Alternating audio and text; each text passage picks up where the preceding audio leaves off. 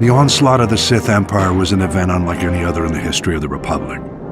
The Sith materialized from nowhere and launched an offensive of colossal proportions. Horrifying reports from the Outer Rim seemed to portend the utter destruction of the Republic.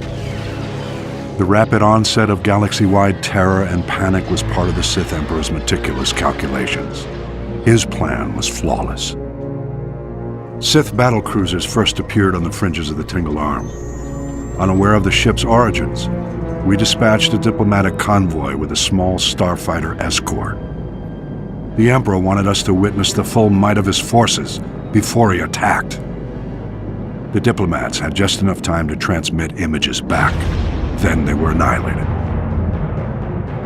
Immediately thereafter, the Sith began a full assault on the Republic allies in the Aparo sector, which fell before the Republic fleet even arrived. Then our allies turned on us.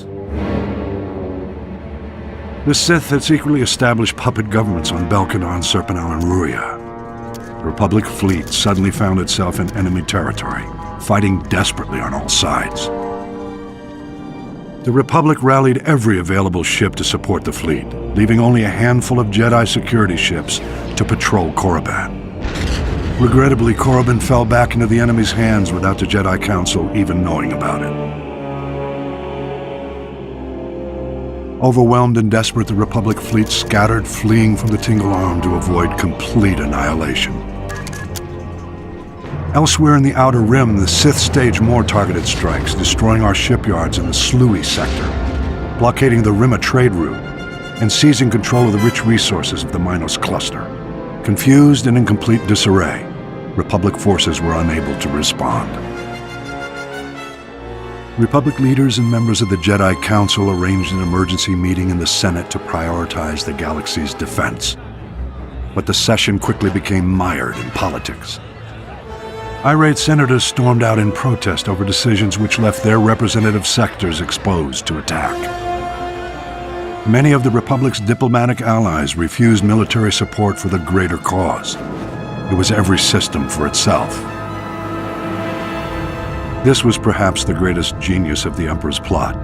He had turned the Republic against itself. While the Republic played politics, the Emperor used the time to reconfigure his forces for the long push into the galactic core.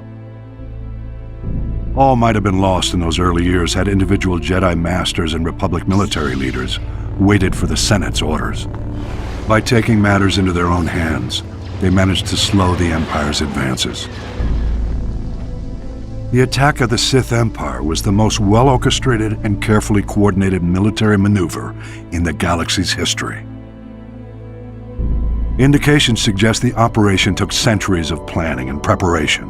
I'll elaborate in my next report.